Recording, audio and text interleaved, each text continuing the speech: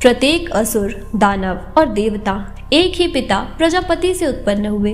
वे सब एक ही तरह के भोजन खाते थे और सब में जन्मजात क्षमता, ज्ञान और विशेष शक्तियां भी थी। केवल एक चीज जो असुरों को देवों से अलग करती थी वह थी उनके द्वारा अपने जीवन में किए गए इरादे, कार्य और विकल्प।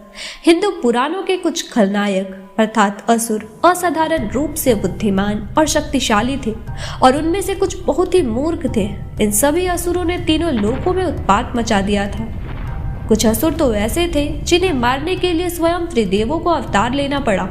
आज के इस वीडियो में हम हिंदू महाकाव्यों के 10 सबसे शक्तिशाली असुरों के बारे में बताएंगे। हमारी सूची में 10वां नंबर है जालंधर का। जालंधर का जन्म भगवान शिव की क्रोधाग्नि से हुआ। जब देवराज इंद्र के पाप पर क्रोधित हुए भगवान शिव ने उन्हें भस्म करने के लिए अपने तीसरे नेत्र को खोला, तब उससे एक ऊर्जा उत्पन्न हुई। उस ऊर्जा को शांत करने के लिए भगवान शिव ने उसे जल में भेज दिया, जहां उसने एक बालक का रूप ले लिया और उनका पालन पोषण एक जल कन्या ने किया। बड़ा होकर जालंधर एक अच्छा नेतृत्व करने वाला राजा बना। उसने सभी राक्षसों को एकजुट किया और स्वर्गलोक पर विजय पाई। इसमें सभी गुण विद्यमान थे। यह इंद्र से अपनी मां की मौत का बदला लेना चाहते थे। इसे लगता था कि देवताओं ने इसकी मां की रक्षा नहीं की, जिससे उसकी मृत्यु हुई। इसी कारण सभी देवताओं को यह अपना शत्रु मान बैठा था। जब इसे पता चला कि शिव जी बिना माता पार्वती के अकेले इसका वध नहीं कर सकते, क्योंकि वह स्वयं ही भगवान शिव का अंश है, तो यह खुद को और शक्तिशाली मान बैठा। इसने माता पार्वती का अपहरण कर लिया ताकि शिव जी इसका वध ना कर सके। और फिर हुआ शिव और जलंधर के बीच घनघोर युद्ध और अंत में माता पार्वती की सहायता से भगवान शिव जी ने मिलकर जालंधर का अंत किया। रक्तबीज। जिस राक्षस को मारने के लिए एक नहीं बल्कि माँ दुर्गा और माँ काली को साथ मिलकर युद्ध करना पड़ा, उस राक्षस को तो खतरनाक होना ही था। रक्तबीज एक ऐसा दानव था जिसे यह वरदान था कि जब जब उसके लहू की बूंद धरती पर गिरे तब तब हर बूंद से एक नया रक्तबीज जन्म लेगा, जो बल, शरीर और रूप से मुख्य रूप में रक्तबीज के समान ही होगा। अंत में माँ काली ने रक्तबीज के सर को धड़ से अलग किया और उसके रक्त का पान किया, जिससे रक्तबीज का अंत हुआ। भस्मासुर। भस्मासुर एक ऐसा राक्षस था जिसने शिवजी से वरदान मांग रखा था कि किसी के सर पर हाथ रख दूं तो वह वही भस्म हो जाए। एक बार माता पार्वती को देखकर वह उन पर मोहित हो गया और भगवान शिव को भस्म करने के लिए उन्हीं के सर पर हाथ रखने की कोशिश करने लगा। फिर उसके बाद श्रीहरि विष्णु ने मोहिनी अवतार धारण किया। भस्मासुर को मोहिनी को देखकर प्रेम हो गया और उसने मोहिनी से प्रस्ताव रखा कि वह उससे विवाह कर ले। प्रस्ताव स्वरूप मोहिनी ने कहा कि भस्मासुर को उसके साथ नृत्य करना पड़ेगा, तभी वह उससे विवाह करेगी। मोहिनी नृत्य में उसको इतना व्यस्त कर देती है कि नृत्य के दौरान मोहिनी अपने सर पर जैसे ही हाथ रखती है, उसे देख भस्मासुर भी वैसे ही अपने सर पर हाथ रख देता है, जिससे वह वही भस्म हो जाता है।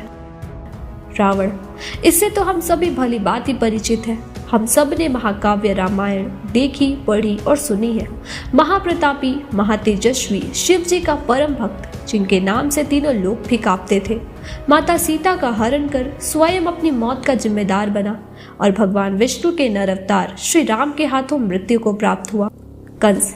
कंस का जन्म चंद्रवंशी क्षत्रिय यादव राजा उग्रसेन और रानी पद्मावती के यहाँ हुआ था। उसने बाणासुर और नरकासुर की सलाह पर मथुरा पर अपना राज्य स्थापित किया। जब कंस अपनी बहन देवकी के विवाह के उपरांत उन्हें रथ में बिठाकर विदा कर रहा था, उसी समय आकाशवाणी हुई कि देवकी का 8वां पुत्र उसकी मृत्यु का कारण बनेगा। इसलिए उसने देवकी और उनके पति वासुदेव को कारागार में डाल दिया। कंस ने माता देवकी के 6 पुत्रों को मार डाला। फिर भी नियति को कौन बदल सकता था। देवकी के 8वें पुत्र अर्थात भगवान श्री कृष्ण के हाथों कंस की मृत्यु हुई।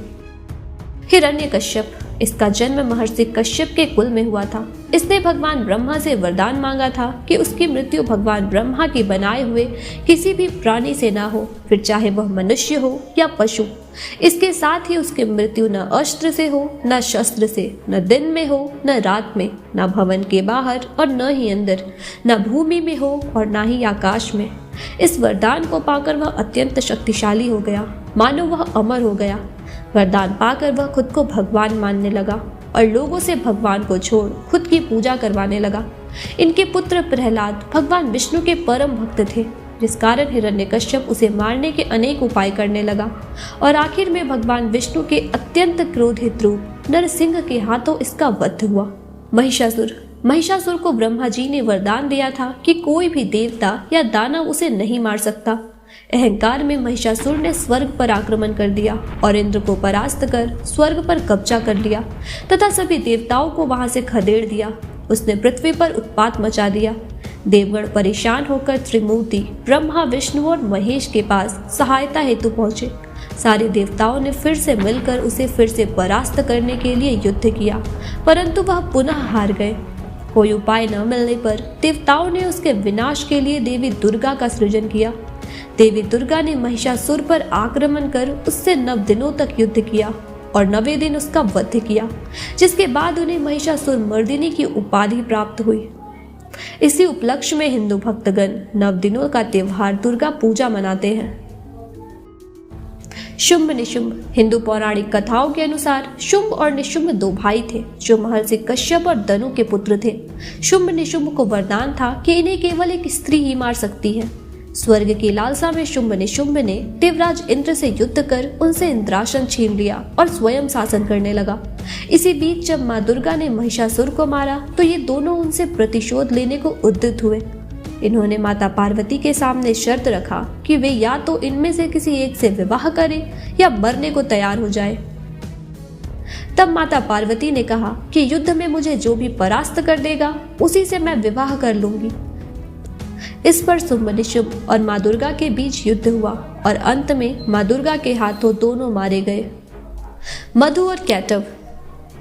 मधु और कैटव सृष्टि के निर्माण की प्राचीन भारतीय अवधारणा से जुड़े हुए 2 प्रसिद्ध दैत्य हैं। इन दोनों का जन्म कल्पांत तक सोते हुए भगवान विष्णु के दोनों कानों की मैल से हुआ। स्वयं को मिले वरदान स्वरूप उन्होंने तीनों लोकों पर विजय प्राप्त कर लिया और जब वे भगवान ब्रह्मा को मारने दौड़े तो भगवान विष्णु ने उन्हें नष्ट कर दिया। अंधकासुर। भगवान शिव की तीसरी आंख से निकली रोशनी से जब माता पार्वती को पसीना आया तब उस पसीने की बूंद से अंधकासुर का जन्म हुआ और भगवान शिव ने उसे वरदान स्वरूप असुर हिरण्याक्ष को सौंप दिया।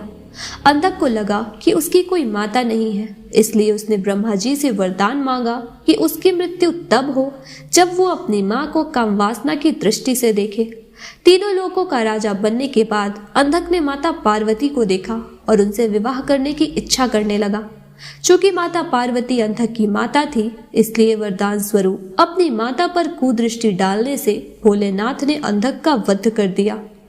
तो मित्रों, ये थे हिंदू धर्म के 10 शक्तिशाली दानव। आपको वीडियो कैसा लगा कमेंट कर जरूर बताएं। साथ ही चैनल को सब्सक्राइब करना ना भूलें। राधे राधे, धन्यवाद।